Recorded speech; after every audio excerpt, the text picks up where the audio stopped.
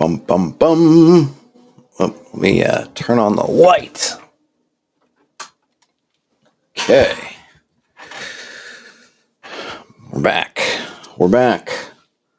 Still working. Still walking, talking, spreading that magic. Got a little bit left of my grape aid spindrift. Got some water. Got this one pager here that if you followed the community chat, then not the community chat. If you go to the channel and you go to posts, you'll see it there. And I threw it in a bunch of different places, so it's not just there. But since I'm speaking to YouTube folks, and I don't think this is useful if you're watching this on your TV. Who the heck would be watching this on their TV? Well, I would, but that's beside the point. You'll find this To the Manor Born, which is basically taking what we did yesterday and sort of fiddling it until I got it into kind of a spot that I liked. And it just so happened that it seemed to me to make kind of a nice little piece, just something as is that I felt like I could kind of share. So why not share it? And then I can, of course, use it. It's always fun to kind of lay things. I don't know. I like kind of laying out these things. I should probably. It's very different than to this, and it made me think that it'd probably be nice at some point to get some of this flavor, sort of layout flavor, into the main dock. But the main dock, it's very dense. I guess it's a lot more dense. It's a lot more informationally dense, whereas this is a lot more, I guess, visual. I don't know, but I like it. I like it, and we can use it. So, what did we come up with? So I'll just kind of read what I wrote here. I will read what I wrote. See if this makes sense. So we have two things here. So an estate consists of at least one manor. A manor will consist of a stronghold and a surrounding village to support it. The manor is administered by a lord through their retinue, which we talked about yesterday. The retinue are the servants, stewards, vassals, and other functionaries that work directly for the lord to carry out their will. A manor is the smallest unit of the feudal structure. It consists of a single 1 league hex, aka 3 miles. And this is kind of a personal thing by me, but it does fall in line more or less with what the author, who is this? What Arnold Hendrick came out with in 1979 in his, what's it called? Populating a Medieval Fantasy in Wargamer book, because the smallest unit, he has a small manor, an interior region manors, and I'm not chivalry and sorcery, and this, because this article is kind of based on working off of chivalry and sorcery, have several categories of manors and holdings and castles and towns and things. And they have one for interior, one for frontier. Frontier being where you're going to have bigger, more defensive oriented, just sort of stronger strong points, which makes sense, than the interior. I'm not really mucking around with that. So we get to the small manor, the smallest size, with about 78 houses and contains about 7 square miles of land. And that maps pretty darn closely to your 3 mile hex, which has 7.79, 7.78 square miles. So it's a pretty clean thing of, okay, we could take this 3 mile 1 league hex and we can map it on to this manor, which is the smallest unit of things. So I like that. I always like leveraging the stuff we have. And if we're going to be using hexes for different things, and people will define their hexes in a multitude of different ways. But for me, when I look at it and say, okay, I can take this 3 mile hex and I can use it for distance traveled, but I can also use it for, if I plunk a settlement in there, I can kind of say what that settlement's about. Anything bigger than in this case, what we're calling a manor, requires more hexes. So I can easily say, which is kind of what I get into in the bottom here, is that, and it doesn't have to be, and I use these kind of hex flower configurations, but it doesn't have to be that way. And I haven't done some kind of exactitude of math, and I don't really want to, but some idea of the larger the estate, or when you start getting to towns and cities, the more surrounding areas they have to have villages to feed into them. And like on the main channel, I've done some streams working on kind of similar processes involving that, of looking at, okay, well, where do you start off, you plunk a settlement down on a map, say, well, what is it? It's a city, it's a town, it's a village. And oftentimes I think we just go with kind of maybe what we want or what we feel like, I feel like it's a whatever. I'm trying to make this a little bit more procedural. But the bottom line is that with the 3 mile hex, I can just say in my mind, okay, if there's a hex and it's just in this one, if there's a settlement and it's just in this single hex, it's a manor. Then we can look at how that might evolve over time or as we're developing it. It might be helpful. I still have this map up here, but I'm going to close this map because this one's kind of filled up. I still need to go back and fix that up. But let's close this map, and we'll go to a new world kingdom map. We won't comms line up. You know what? I'm not going to shoot. I forget how big I should make this. I don't know, 40 by 30. I don't really know.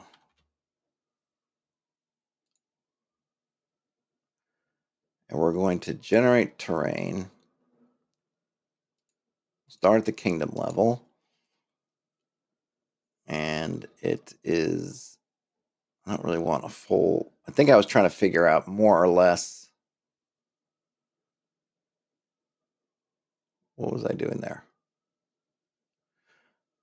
Let's just see if I can get, I think I tried to eliminate all C's in this case. Did I do something like that? What did I do? Water. Oh yeah, I think I tried to do zeros to get rid of standing water, so we're not getting any. I wonder if there's a way to reset that, because I didn't. Let me close Worldographer, and now I can reopen it just to see. Let's see. I really don't want to deal with. Hopefully I can reset that configuration, because I don't. Oh no. Can I configure that? Can I reset? Well, that's not what I want.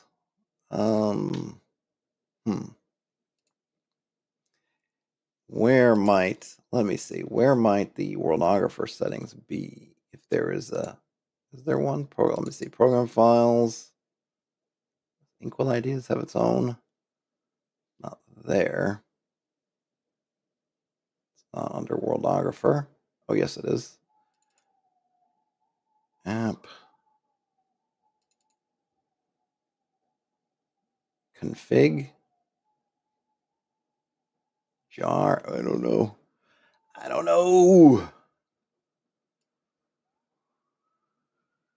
There might have been somewhere else where you could put Worldographer stuff too. I just don't recall. Man, that would stink. 4.4. I don't know.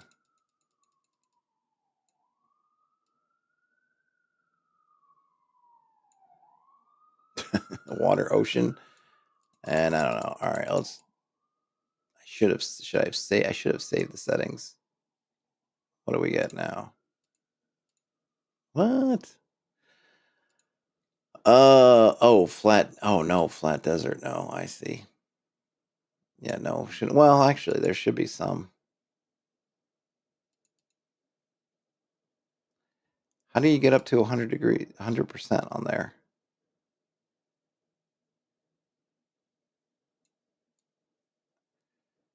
Each field is a percentage chance. Each field is the percentage chance that the row's terrain will have the column's terrain. And row's terrain will have the column's terrain. I see. So it's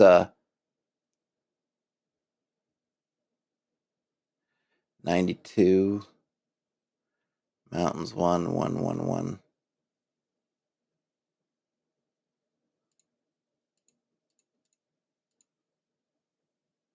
I don't know. I'll just do tens.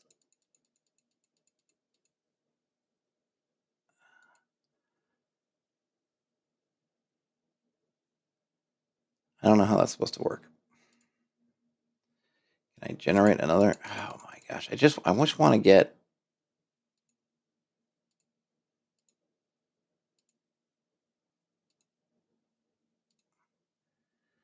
Man, what did I do? Oh, maybe it's did I lower this? Oh, okay. Maybe it's this one. Oh, you know what? Maybe it's this one's lower. Okay. All right. Now we're getting somewhere.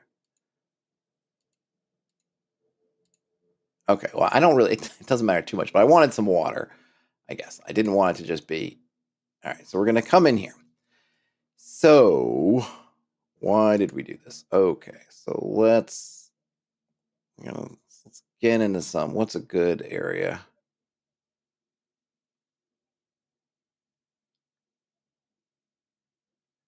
I don't know. We're gonna let's zoom into the next level.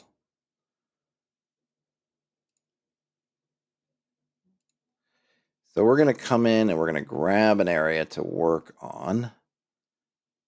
And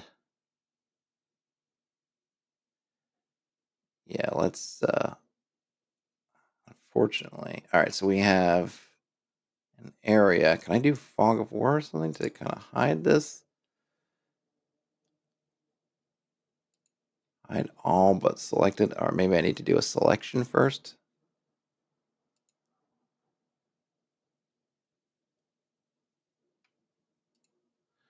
All right, so I'm gonna count.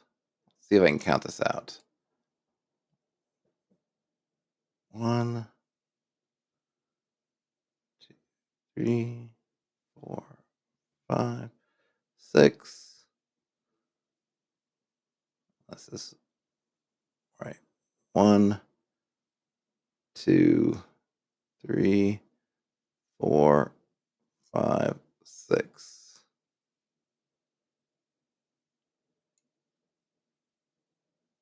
I know. Actually, I kind of need that. I need a little bit more, a little bit more. All right, something like that.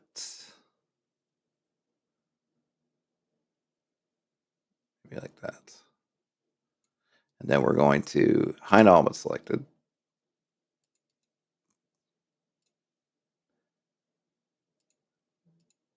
Wait a minute, did that not work? What the heck? Try that again. Let's do this. Hey, Terrence. All right, so we're got this area, and then I want to make sure the GM only show is off. Make sure GM only shows off on the. Yeah, I got that.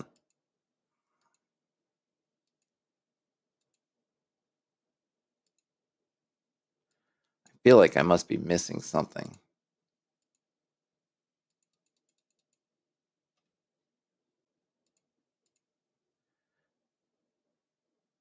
All right, I guess we're just gonna have to. I was gonna try to. Let me put some. I gotta put some markers here, so we'll set our area that we're working with. I don't. Oh, here. Oh, you know what? I'll use a shape. I will use a shape. We'll do no fill. No fill. And okay, we'll do that. Polygon, and then I can go. So we're gonna go. Let's see. In my book, just to, do I go with? Do I go with? No, not there. Let's see.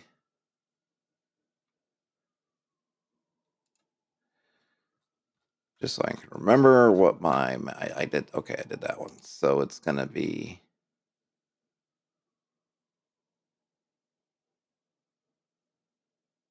right. Uh, it's like it's down, up. I guess that's right. So we'll start here. We're gonna go up.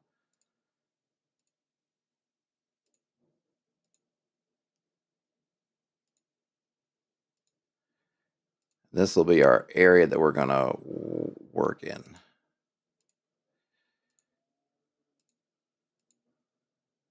Let's see. 1, 2, 3, 4, 5.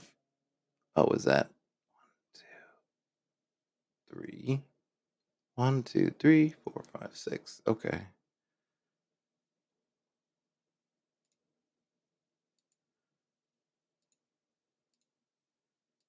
One, two, 3, 4, 5. Okay. 4. 1, 2, 3, 4, 5, 6. So we got one down here. Oh, I didn't put the snapping on. That's all right.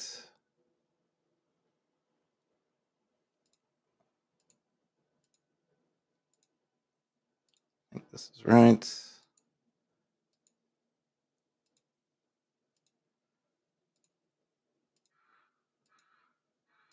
More or less.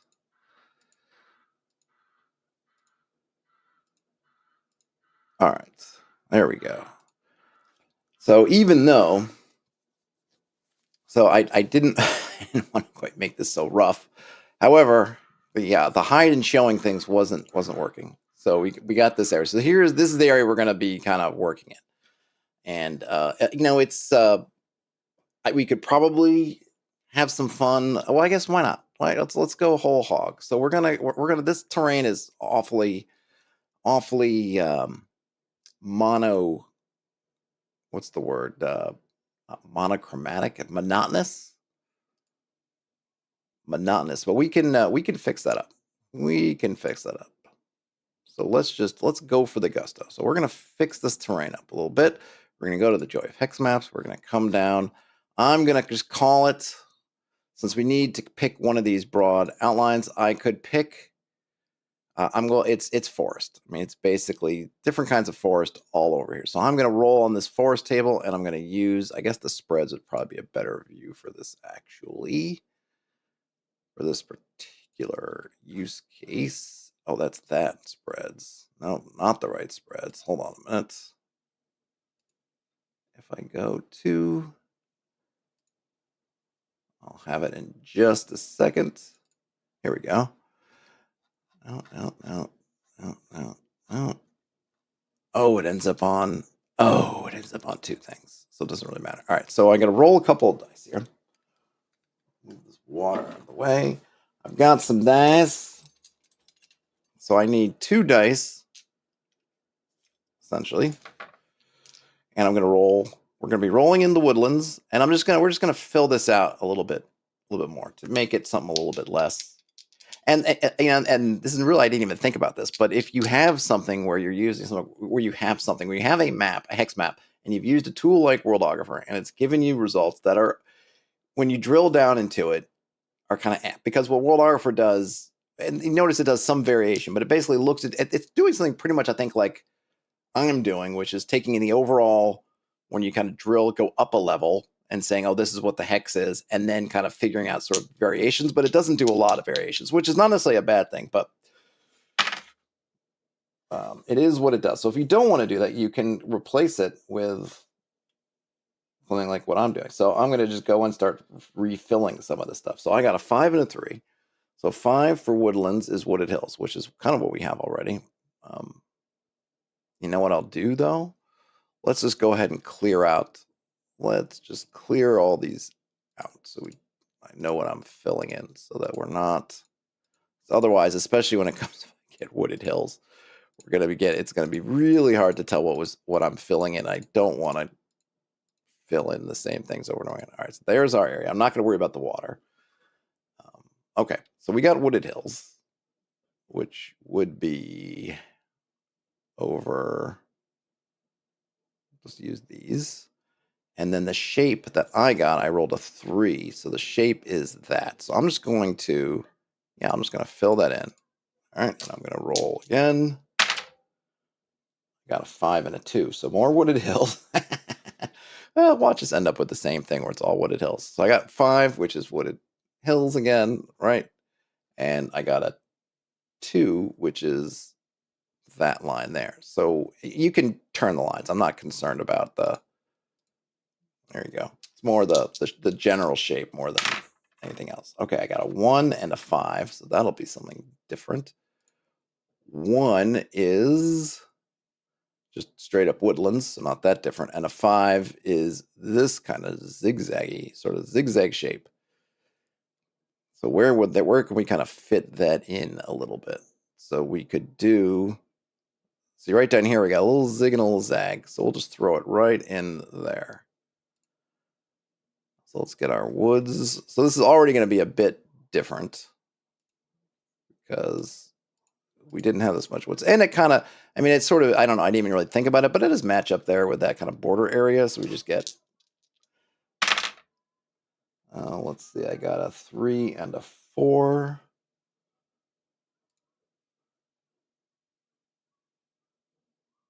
Three is woodlands again, and a 4 is this diagonal shape, but it could also be a straight line. But we'll throw some woods over there onto that spot. 1, 2, 3, 4. Let's see. What did I get? I got 2 and a 5. Okay, grasslands and a shape of that same zigzag. So we got the grasslands. So we can get some grasslands, which is here, and it's in that, right? What did we say was that zigzag shape again?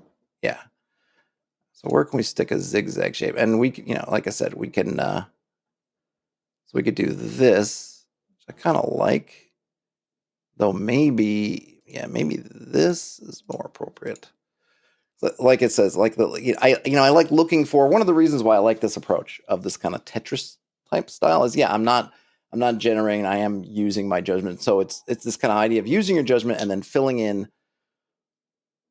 things that kind of make sense, which I think gets around some of the issues you could sometimes find, which is you end up getting a whole bunch of random stuff that doesn't matter, or you get, like here, just super monochromatic things. Here, since I'm picking the shapes and I'm picking where they go, or not picking the shapes, I'm picking where they go, I can kind of make some decisions based on what I like the look of and do it, but in a fairly easy way. So I did get wetlands, and I 1 and 3. So I got wetlands, and I got this triangular piece. So now if I can roll again, I'm going to roll another one to see if this triangular piece is a swamp, a big swamp, or a lake, and that'll be interesting. I got a 5, so it's a lake. And I kind of like maybe right in there. So we'll go grab some water. They don't really have a, it's like I either got to pick a sea or shoals. I'll just pick this one. And if we need some underlying terrain, we can kind of come up with that too. Ooh, I got another one. 1 and 5. 5, I think that's going to be, well, 1 wetlands. 5 is this, so it's a river. It's a river. 5. 1, 2. Since I'm gonna put the river kind of through terrain, it's gonna live sort of on top.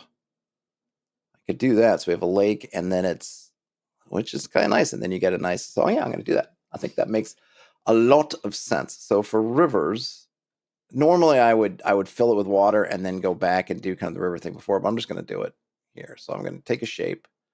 This time I want a line. This time we're going to snap points to the grid, which I just kind of like. We're going to pick our preset, a river. I'm going to tone down this size because I always find it way too big for my taste, but I guess we'll do 20. I think 20 is still pretty big. And then we're going to do, so it's got this kind of 1, 2 sort of zigzag kind of deal. So we'll start from we'll go 1. See, I might still fix that. There we go. Yeah, it still seems awfully big. Let's get it down to 15. 15 looks pretty good. So there we go. So we have a nice river. We still need that filled in. We still got some more stuff to do. Okay, what did I get? Let's see, what is that? Hold on a minute. Where's my dock? Oh, I have to roll up. 5, and I got a 3. So 3 is another one of those. 5 is another kind of wooded hills. So that, go back to terrain. We go find our wooded hills again. Just down here. And we can just do that. It's fine. Now let's roll again. So here I can look at, so what I can do, so another thing I can do, right? So I get to this point, oops, and I see that I just have these shapes. I've got a 2 right here. So I can basically just do a 2, and I could just do 2 2s and a 1. Right? And then I don't need to roll, or I need to roll, and then I can kind of pick the shape or whatever. I don't need to use the full shapes because they're not going to make any difference. Okay, so let's see. For the first, call it so I got 3, which is woodlands. So let's see. So woodlands being there kind of makes some sense. Or I could do a 1 and 1 if I wanted to see if maybe I got a different thing. So I got woods. So we'll throw a woods in where? We'll throw a woods. See if we get some differentiation. Just for giggles, we'll throw woods in here, and then we'll roll for another one. See if we get a woods again. We did get a woods again. So, okay, so that's fine. And then for up here, I need a 2 and a 1. So I got 4 and 6. 4 woodlands, 6 barrens. So that's kind of interesting.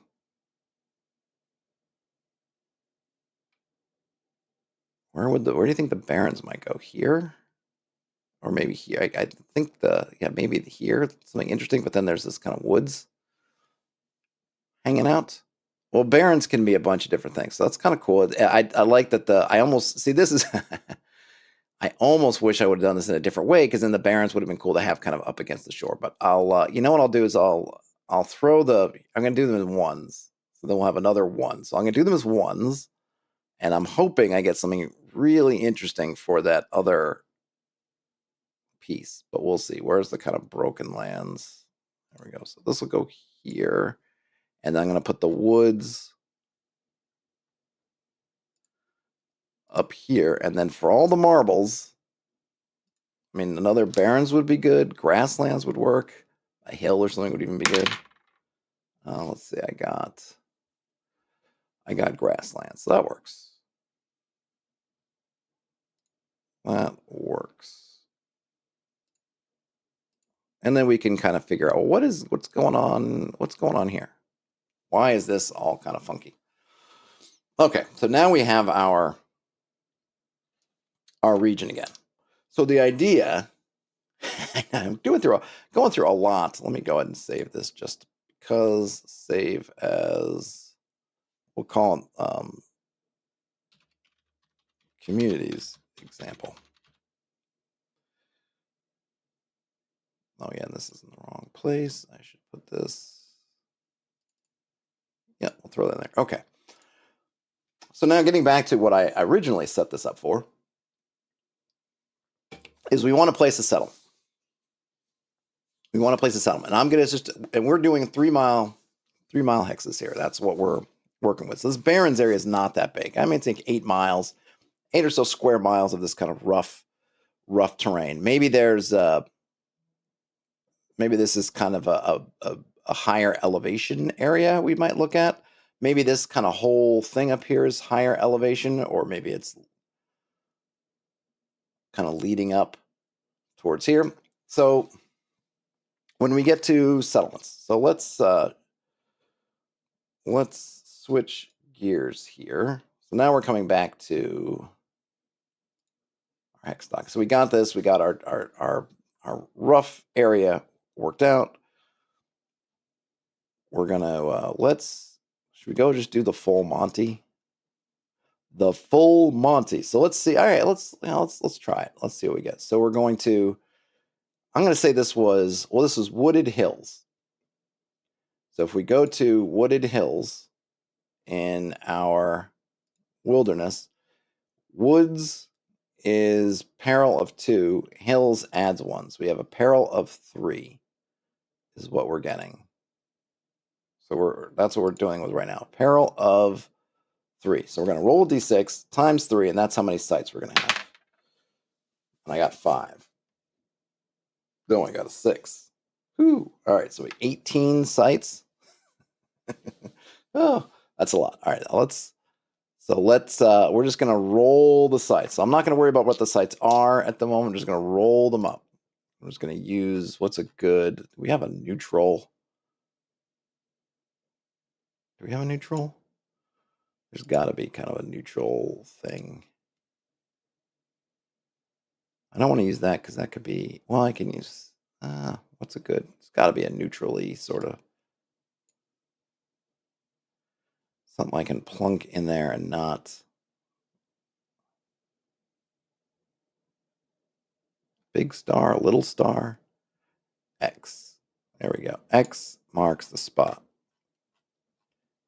And those are big. Can I drop them down a little bit? Override, define scale.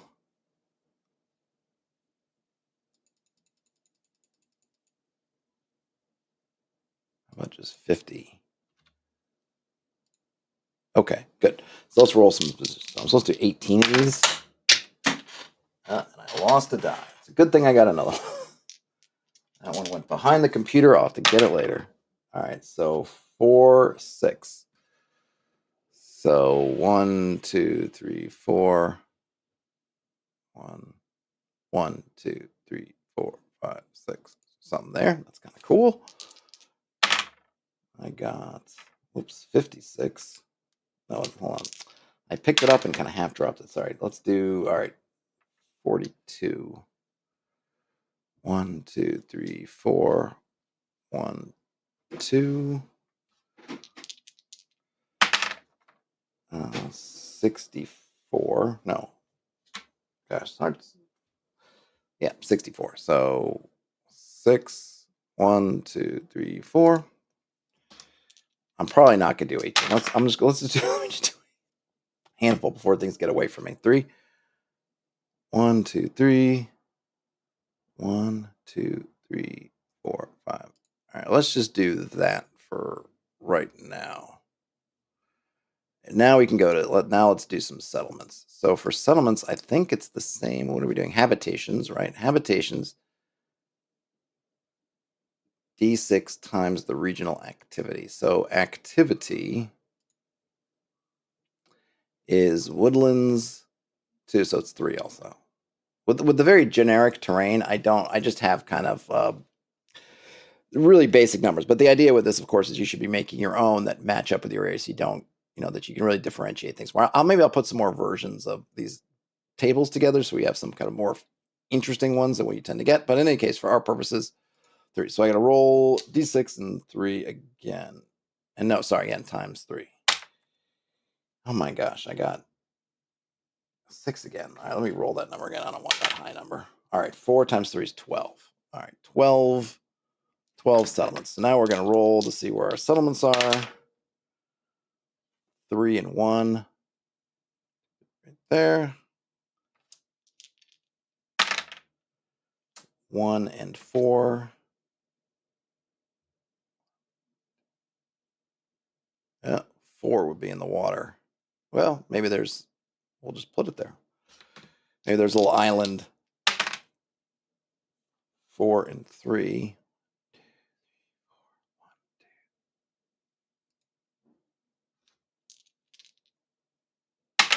Oh, and I'll do a couple more here. Let's see, 5 and 3.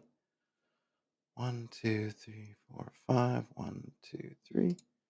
That kind of makes sense. And then I guess we'll just keep here. So now that we've got these settlements. Now I have not decided. We have not determined how big these settlements are. They're just settlements. They're just settlements, right? We don't know how big they are. Now in the book, I do. No, not here. In this one, in the hex stocking. Oh, that's that's still not it. Nope. Here. I do mention, it might not be in this printout, about, yeah, okay, so adjacency. So we have a couple of sites we have a couple things next to each other. We don't know how big they are yet, so how much the adjacency is, because we haven't quite figured that out. Basically, minor, if it's a minor settlement like an encampment or something, there's no spread. It's within its hex and that's it. If it's lesser, it would come out into this one, and then if it's greater, it'll come out here and sweep through. So if we had two greater ones, they would kind of pull in this direction, or they would sort of have some gravity, if you will. Let me do the notes here so we can just start to figure this out. So we'll roll up. So first, let's roll up some sites, right? So we don't. I'm not gonna. I don't care right now about this stuff. I just want to. It's just. I just want to figure out the size of what they are, or really the capacity. Sorry, it's really more about the capacity. So we're gonna roll. We'll roll a die for this one. 4. So it's a lesser site. Okay. So being it's a lesser site,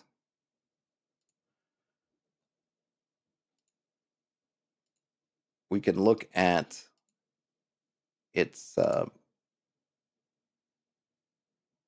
We'll do a, where's a bright red? We'll use this bright red to say that's what it's pulling. So a lesser site. Oh my gosh, too big. And oh no, I don't want it to be a river. I want it to be a border. Oh my gosh, why did they make it so big? Okay.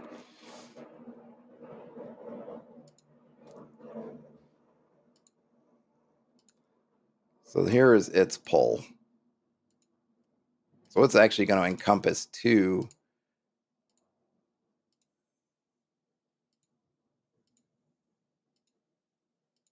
And, you can eyeball this stuff or ignore it. Hey, Brian. You can eyeball it or ignore it. Okay, but I'm kind of going through the process here to to get around to what I really want to do. But I figure just going through the process is good. So we said eyeball. So this site has this pull around. So now we don't know how big. We don't know what the size of these settlements are. So we can go down and we can figure that out. And we're just going to say they're communities because that's really what I want to deal with right now. So we can roll some dice. We'll roll 2 for the size of these communities. I got 2 5s. So they're also lesser. So they this is going to be like a three-way dance. We'll give it a different color. We'll give it some kind of we'll give them the bright green.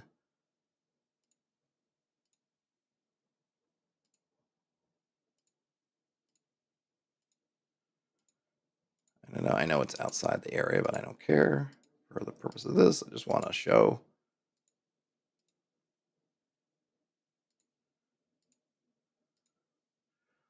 And then we have another one. We can give say a darker green, which is this guy here. And I suppose, I guess it can get kind of complicated, can't it? So here, well, actually, it's not going to get that complicated. And well, I'll show you why.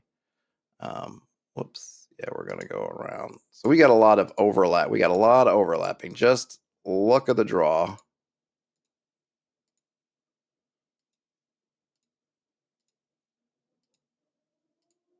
Okay. We got these overlapping forces here. So we got these overlapping forces. Now it's kind of like, well, what do we do with them, right? So these two, I think I mentioned, I think it's in the here already. You can, it's up here somewhere. No, habitations. Oh, let's see. It's somewhere around here.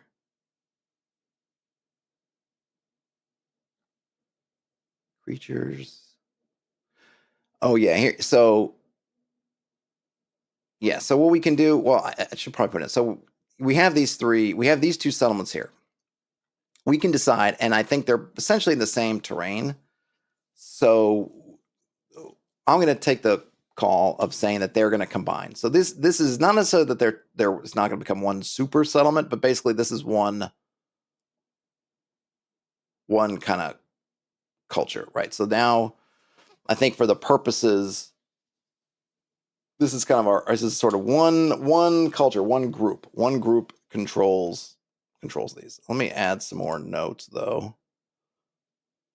East and West Villageville, something like that.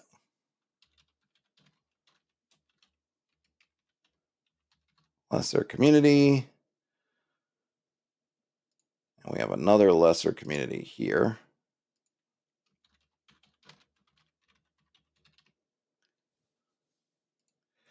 And now let's just say that this, for our purposes today, because I don't want to get too far in the weeds, that this site is basically neutral. So if we're looking at, and I put some rules in here, which if you may or may not have been around when I was going over, basically this, where is it? Kind of what to do with these kind of conflicts and things. Essentially, or maybe is it here? No, where is it? Okay, habitations, adapting. Oh, that's for habitation. So we're going to say at the site, yeah, the site is just kind of there. It's there between. It's not affecting anything. These two do affect each other, and they are the same size. We're not worrying about the site. We're at the same size over here. So their spreads overlap. So we can basically roll off to see what happens. So here we go. So it's basically a 33. If I want to do this now, if I have a plan, or if you have a plan, somebody has a plan, and that plan is like, oh yeah, I want this to all be of one kind of culture, overall community, kingdom, dukedom, barony, whatever. I think just go with it, right? If you don't know, if you don't have an idea, then roll off. It might be fun to say, oh, they're in conflict, that these people over here are not involved with these people over here. But let's just say, we'll say that it's all one, that they are kind of one thing. So we have these three these three settlements, three communities, and they're all part of one overall group. So this is another lesser community, right? So we got that. So now we can get rid of these shapes. Don't need them anymore. Maybe we'll put in a new shape. Well, we're not dealing with the site right now, so we'll leave that one alone. Now we'll make a new shape. And yeah, we'll go with the big green, I think is nice, or maybe yellow. No, greens. No, yeah, we'll do the yellow, because the yellow, there we go. We'll do yellow. So now the overall reach, we can kind of look at and say, so the overall reach of this United Federation of Villages is going to be something like this. Right? Because we're coming around, it comes here, then this guy hooks in over here. And this is just, this is not necessarily final, but it does give us a nice, if we're looking for what is the extent essentially of this, of the influence around here. Whoops, did I make a boo-boo? Yeah, I did. I went too far. How do I go back? Oh, no. Oh, shoot. Okay, well, I need to go back here. So I'll have to fix that in a moment. But let's just go back here, then here, then.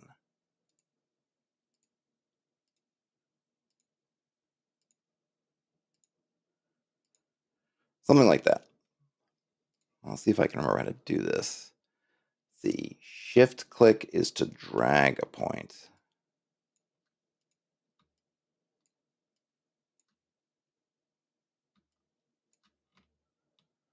You're not letting me drag. No, not that. Oh, all right. Let's try this again. Let's start over. Where can I start? Where did I fell astray here, so I'm going to start from here, see if this is better. All right, one more time. Okay, good. Yeah, we're good. We're good. We're good. Yeah, we're good.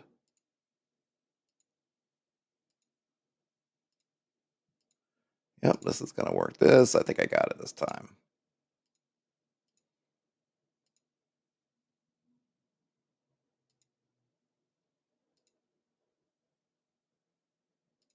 Okay. Yep, I think I got it. I think that's it.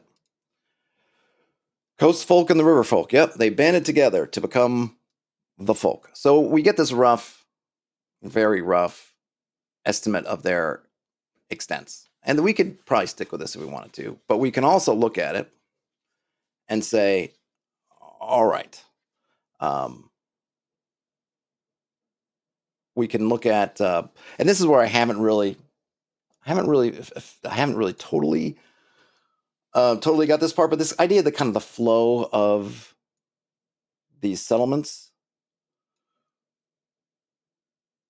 because they can kind of pool their. This is how you. So if we're looking at maybe the ultimate question is, okay, well, how do you get kind of bigger things? We got these. We got these. Oh, where is it? We got these manors. So each one of these essentially is sort of a manor, right? How do we get how do you get those cities and towns? And if we come down to the bottom here and I zoom in, Toit is a Toiger, and we look at them,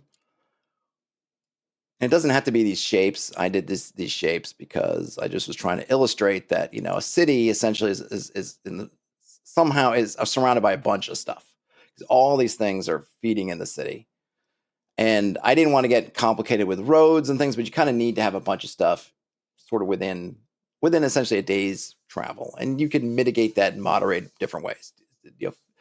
Fishing fleets and other things, but generally speaking, most food, you have grains and things you can dry and transport long distances. You can certain things with fish and other, but most of your food's got to be kind of fresh. We don't have refrigeration, assuming that no one's created the refrigerato leviosa spell. We don't have that kind of thing. It's got to be kind of close. So everything's got to sort of be within a day's ride. And here for a town, how do you get it? You get something like this. Well, we're doing these random placements. So how could we possibly get those sorts of things if we're randomly placing stuff in this 6x6? It's kind of hard. It's luck, it's chance that you're going to get things that are kind of lining up next to each other. So this idea, which again I haven't totally fleshed out yet, but my thought is that we have this initial expanse, and then you can sort of flow things. And how are things gonna flow? I think there are a couple things. One,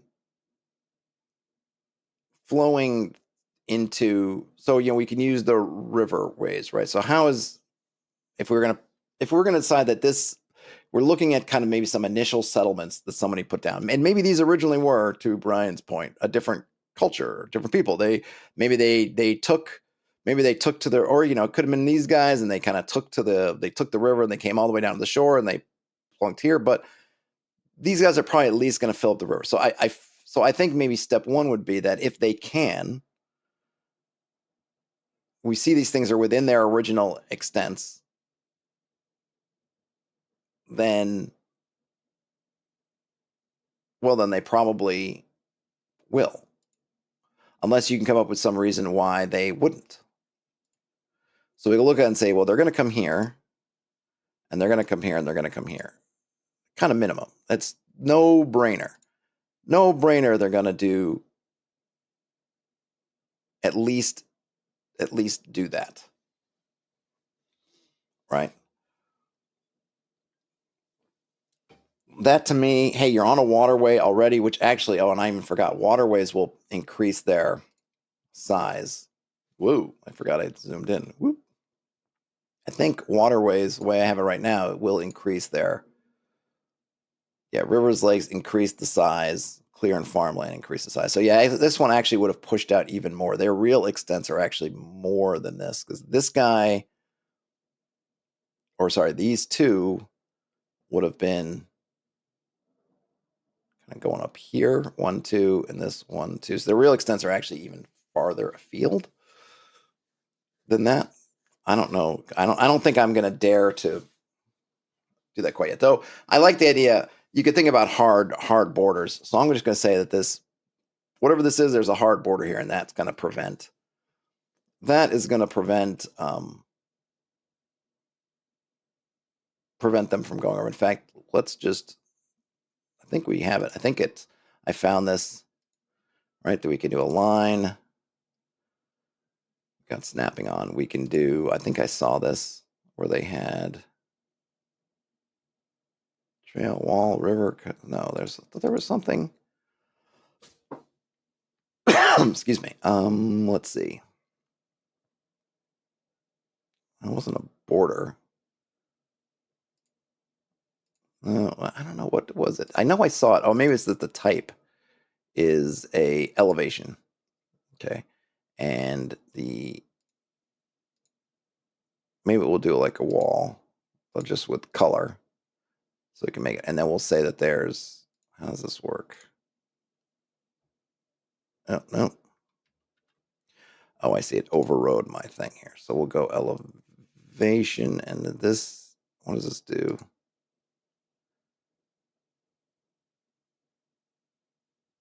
Yeah, we're going to say, I know it's way too thick. So we're just going to say that, okay, these.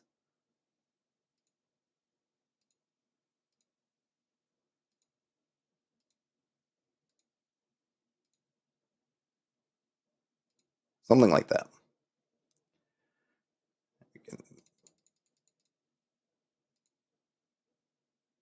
So there's some kind of high plateau here, and this creates a hard border so that it kind of stops them. They're not going up there. Right? And I think that makes sense. So we can look at, okay, now I guess where we could get into a little bit of, well, how are we going to do this? If we need to roll dice, if we want to roll dice, we could probably roll dice to figure out these things. So, but let's go back to populating some of these. So we have, and here I think I need to switch to my file because I don't think I have that stuff listed there yet. So I was kind of working this out a bit on your points. So one of the things I had to do was I needed the inverse of scarcity. What is the inverse of scarcity? It's productivity. So your productivity, it's how much stuff can you get out of the land, or I suppose the sea, but we're talking about literally the land. How much stuff can you get out of the land to support your in this case your manor, this small segment, because we're going kind of hex by hex, right? So you have this hex, you have this manor. How many people can you have?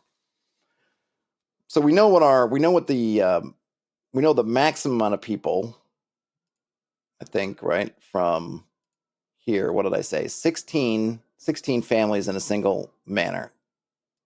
And I think we determined, I don't think I have written down here either, that I'm only worried about, in terms of pricing out the families and points, I'm just worried about one per, or the HD cost, like for creatures, but just on that sort of the head of the household, basically is going to come as one unit for those purposes. So if it's just a bunch of normals, they cost 1 per family. So 16, a family of 16 would be 4.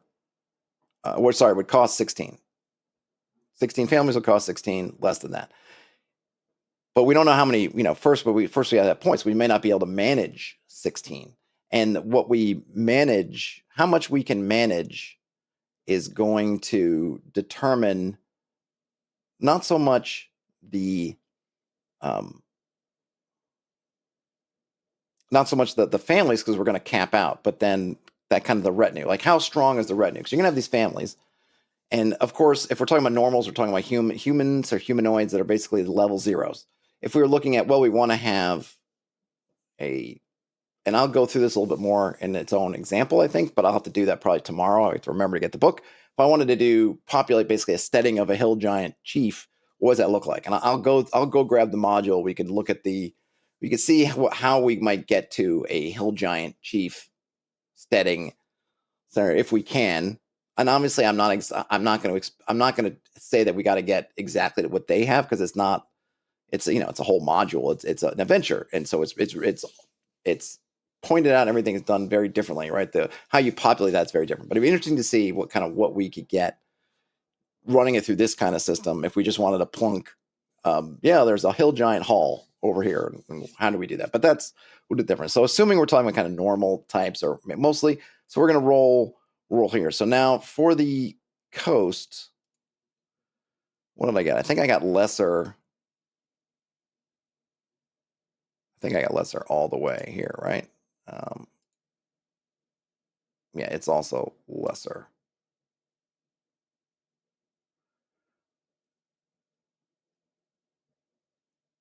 Yeah. And I think we'll make these minor. I'll probably have to put in a rule that when you're adding in settlements, it's probably going to be as minor, and we can see.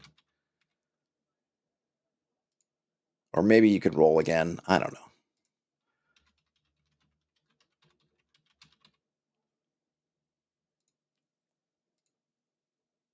We'll see. We'll start with minor. In any case, I've been saying that a lot. We kind of spread out into here.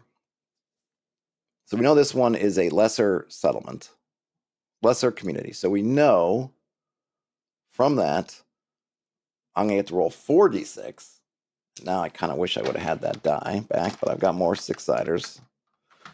We're going to roll 4d6, and the productivity is we start with 14, and then we look at the scarcity and the peril. Each one of those is 3, I think. Yeah, because we're in the hill. Basically, forest is 2, plus 1 is 3 for each one of those. So we're at 6. So 14 minus 6, which would be 8. But we get to add 1 back since we're on a river, lake, or the coast. So this one, I guess I'll count the river as just being the sex. So, though maybe the reality is maybe this would border these. I would probably move that to kind of border to the borders. Maybe it might be better.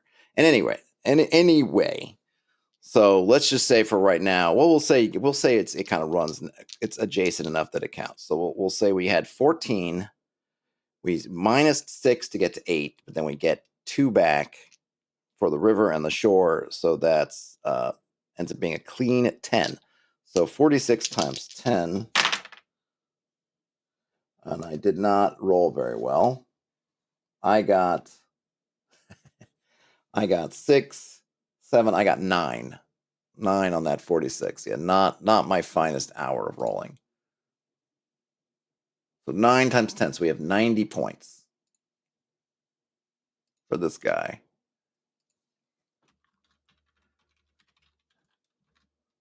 So it's a lesser community, 90 points. So the concept here is to start at the bottom of the pyramid.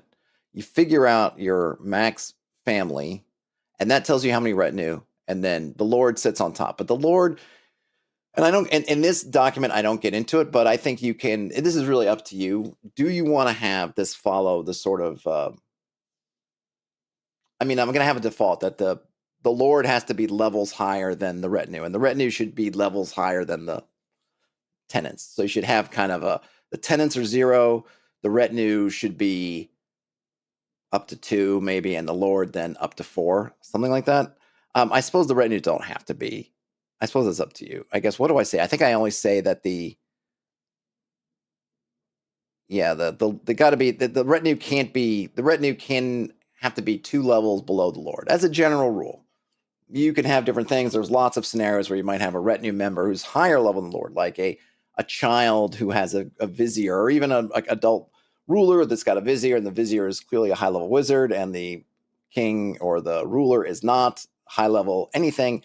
And then I think as I put in here, just you want to ask questions. Well, it's just a good thing to think about for your world building and maybe adventuring opportunities is, well, how did you end up this way? Why didn't the vizier take over? Are they super loyal? Is there some kind of oath that they swore to protect it? Is there some kind of spell or enchantment or other sort of mystical effect? Is there another arrangement? Why are they, I think it's a good question to ask. If you have someone who is weak, why is this person who's really strong not just taken over. And sometimes, yeah, they do it they leave it out of the goodness of their heart. Other times, it's something else. But you know what to think about. In any case, we're getting ahead of ourselves. So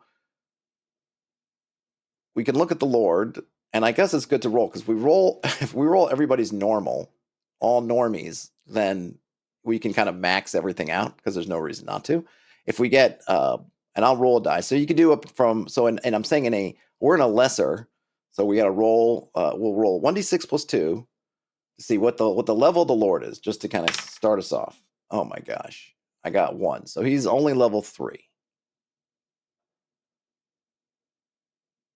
All right, so we have a Lord. The Lord's level 3. Lord, and we'll just say a level 3 fighter.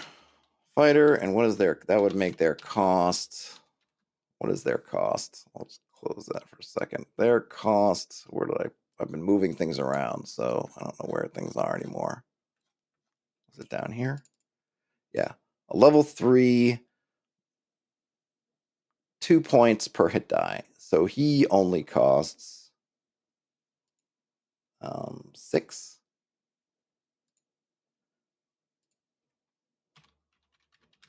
6 points. Now, oh yeah, so we have his tenants. He can have up to 16. So I'm just going to do the max. They're going to be 16 peasant families. They're, normal types. 16 points. And that means that our retinue, let me see, so we got population.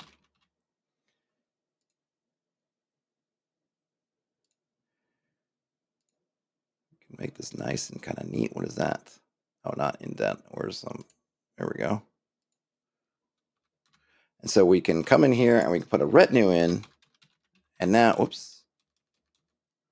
And now we know how much retinue we can have, because we got the 16 families. So we know we have 4.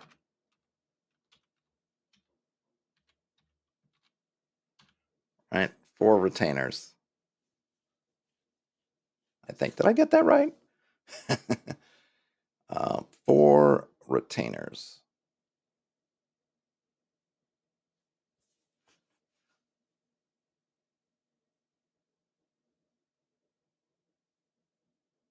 Or was it per? Oh, geez. Did I make a mistake? All right. Because I forget with men at arms. I had some other thing for the men at arms, and now I'm forgetting what that is. So we'll deal with that. We'll deal with that momentarily. Okay, so Lord, level 3 fighter, worth 6 points. Retinue, retainers, so they're max first level, right? Because they got to be 2 levels down, so they can only be. We don't know how many yet, and we have 16 peasant families. Normal types, it would be about 5. We can approximate about what's 16 times 5? 16 times 5 equals 80. So about, oh my gosh, they're 80 points. Oh no, 80 right, we're not counting them that way. 80 individuals. Right, we're counting them as families. We don't have to worry about that. Okay, so that means that we do have some room to play around with stuff, and we're going to need it. Right, we're going to need it. So we got 6 points. So we have 90 points overall.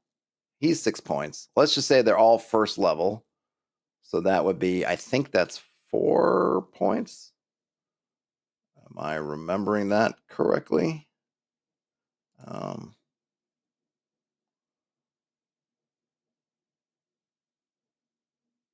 Oh, maybe I should. Okay, so they're actually.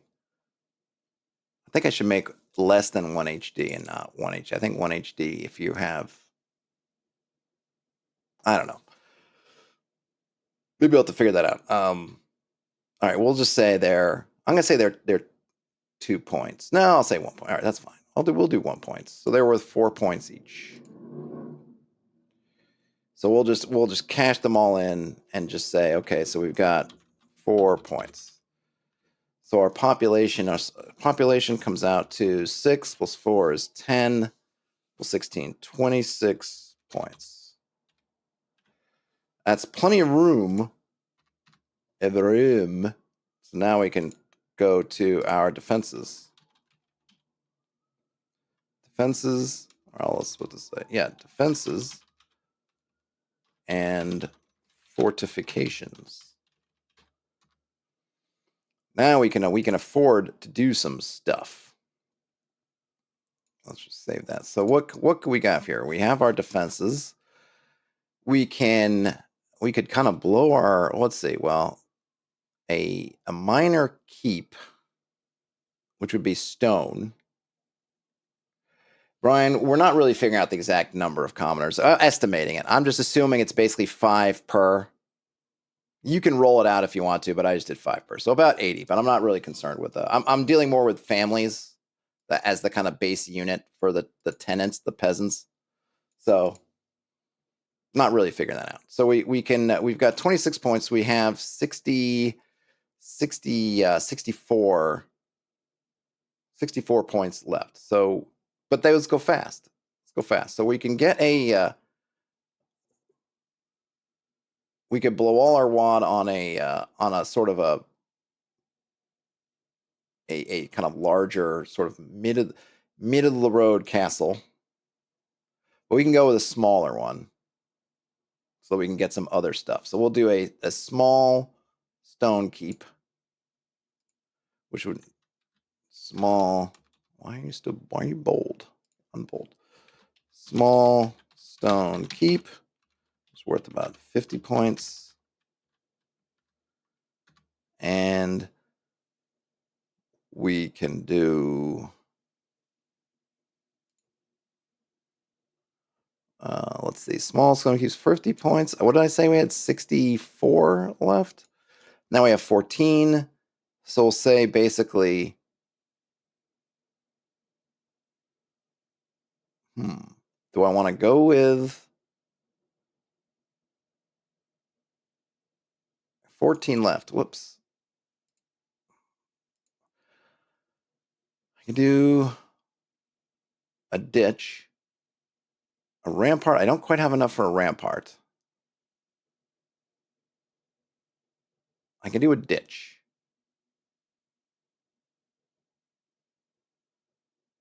A moat would be cool, but it's not. It's kind of beyond. I don't have the money. I don't have the points. Don't have the points. So yeah, we can do. What else do we have? So we could downgrade the hall to a. We could go into a manor house, which is wood, and then do some things. But let's go with. We'll keep that. We'll do a fortify. We'll do a ditch. A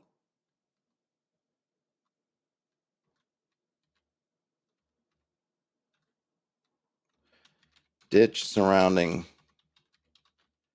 Or hold on a minute. What do we do at star? If we adjust 20, now we can't afford it. All right, yeah, ditch surrounding the keep, which is worth another 10 points.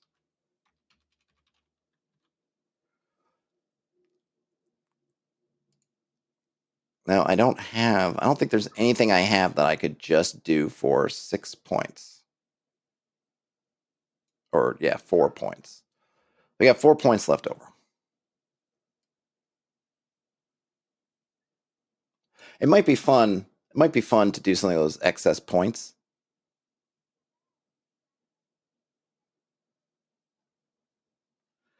I might have to think about that. I'll make a little note in here because I think doing some of the excess points could be fun.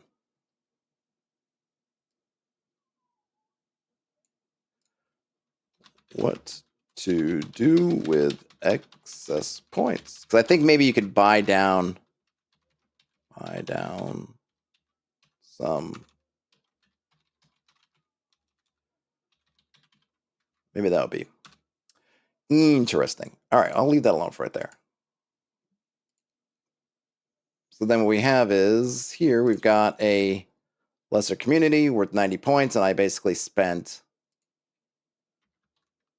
60 points, and then left over.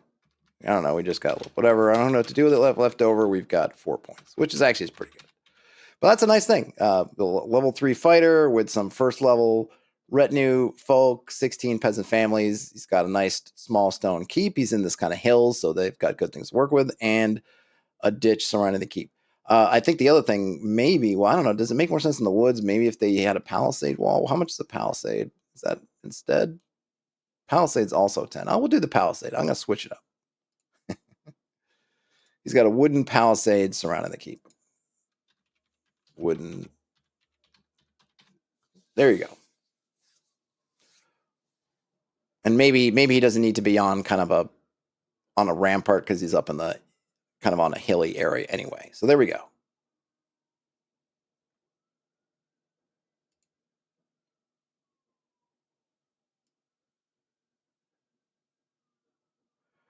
Bada bing, bada boom.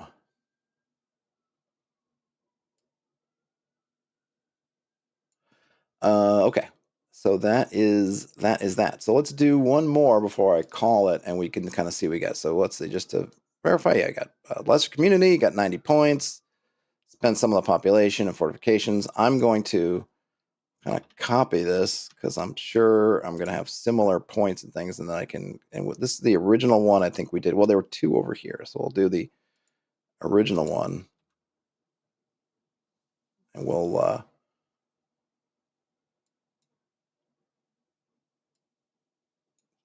X these out.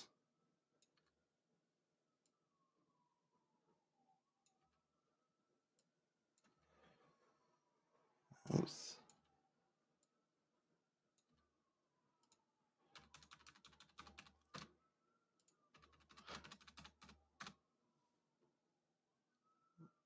Okay. Whoops. All right. Now let's roll to see. So this one was also a lesser. This one should have also been upgraded. So we'll just do that now. So that will give us a Greator, I think.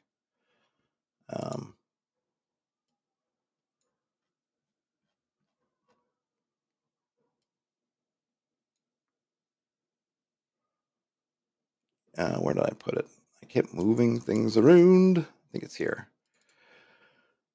Yeah, Greater. So, oh yeah, this is the same one I did. So 66 times. Oh, last time I did 40, right? Last time I did lesser. So we'll try Greater. So 66. All right, I'm gonna have to. Now I could have really used that die. All right, 66. All right, 4 and 3 is 7. 5 is 12. 4 is 16. I need 2 more. 16.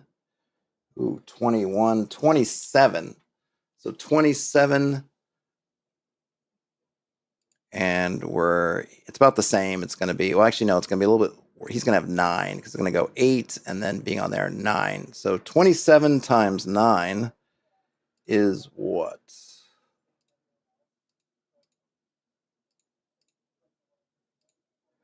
$243 points. So they got a lot of points they can spend. Whoops. 243 points. 243 points. Okay, so let's see how high level is our Lord? 1d6 plus 6. Holy cow, 6. So he's a level 12. Level 12 Lord.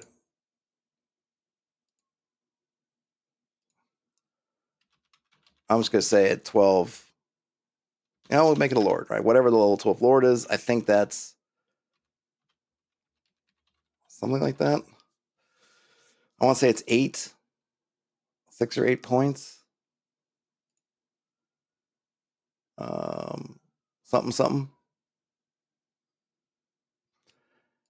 And now the tenants, he's still only got, they're still only at 16 for this, but they can, this is where you might say, like, whoops, like the kind of retinue of retinues. Like we're going to say that, this person is going to grab, maybe that should do is how much they're kind of grabbing outwards out here. So his retinue, but they're all going to be kind of what's basically, so I guess what I'm saying is that, so we'll have him is a lord. Then these will all go sort of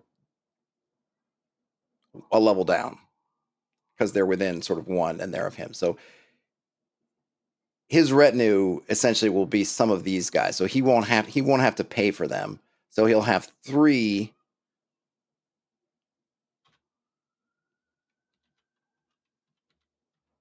I don't know, level 10-ish vassals.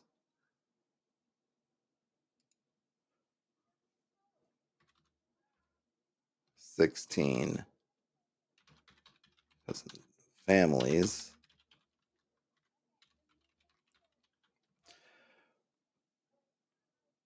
These vassals won't count because they're this is who he's pulling in from these surrounding areas, and then on top of that he's got 4 other level 10-ish retainers. And we'll want to vary out because obviously got a lot of points, but we already spent 64 here and 16, so we're already down for 74, already down 80 points. So if our running tally, 243 minus 80 is equal to 163. Then we add in some any kind of level. I mean, if they're level 10, they're gonna crush. We're gonna be out of points. So he's gonna have, I suppose, as befits his station, he's gonna want to have some, a nice place to live. So we'll go to our price list. So he's gonna have a great stone keep, which is 70. Great stone keep.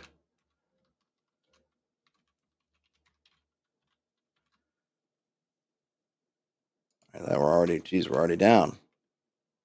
So he might, depending on what else he wants to have, that might not even be that much. And then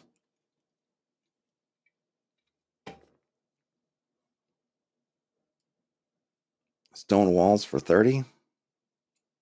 I guess we'll do stone walls.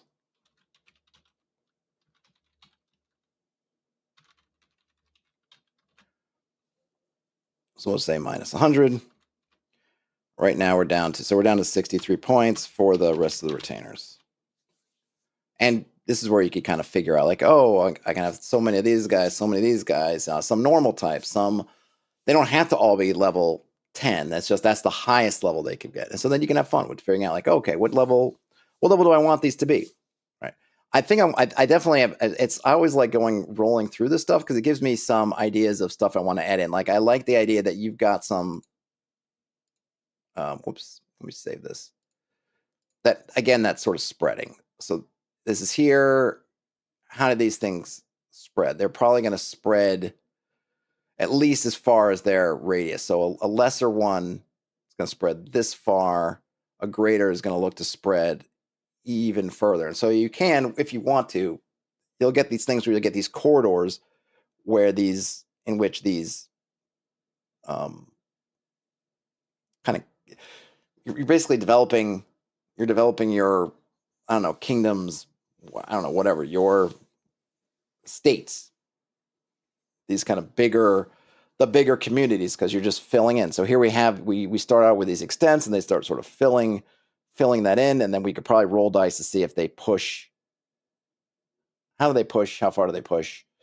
We can come up with some rules for that. There's probably we could probably come up with some, again, that kind of looking at the gravity. How far away are you from your major things? They're going to get smaller. They're going to sort of get smaller. So coming here, to here, we can, there are probably some things we can do. I don't know if it's going to be easy to write up or whether you just kind of take it from there and go, but I think there's some fun stuff. All right, folks. So it was good to go through this. If you haven't had a chance, and I hope I didn't goof on something with this one, because now I'm thinking I might have forgotten something. I might have to upload a replacement quick.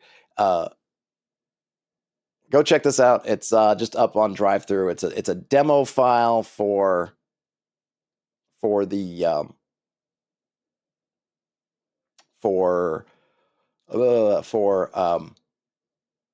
Joy of Hex Maps. So you can grab it on itch, or if you're a Patreon, if you follow on Patreon, don't do me a member. If you follow on Patreon, you can go get it there. Of course, if you want to become a member, you can too. That'd be great.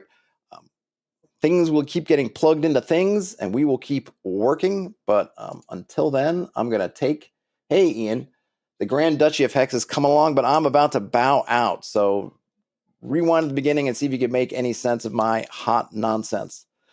So with all that said, have a great rest of your day, night, whenever you end up watching or listening to this. Game on, everybody. Talk to you later. Bye now.